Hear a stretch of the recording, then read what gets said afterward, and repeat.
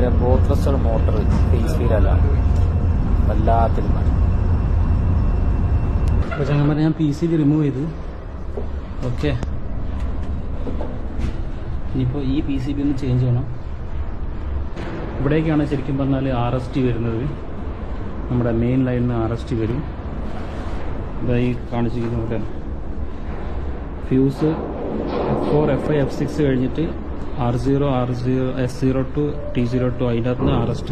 അപ്പോൾ പാനലെല്ലാം നമ്മൾ ക്ലിയർ ചെയ്ത് ഫ്യൂസ് ഇട്ട് ഇതിൽ ബാക്കി കണക്ഷൻ ഒന്നുമില്ലല്ലോ ഒന്നും കൂടി ചെക്ക് ചെയ്യുക. എല്ലാം ഓക്കെയാണ്.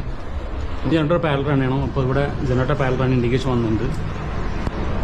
അതുപോലെ ഞാൻ പറഞ്ഞു ഫാൻ സ്റ്റാർട്ട് ചെയ്യാൻ പറഞ്ഞു, ഹൈഡ്രോളിക് പമ്പ് സ്റ്റാർട്ട് ചെയ്യാൻ പറഞ്ഞു. ഹൈഡ്രോളിക് പമ്പ് കുറച്ച് ഒരു 10 മിനിറ്റ് റൺ ചെയ്തതിന് ശേഷം നമ്മൾ എന്ത് ചെയ്യുന്നത് വെച്ചാൽ മെയിൻ मोटर स्टार्ट ചെയ്യും.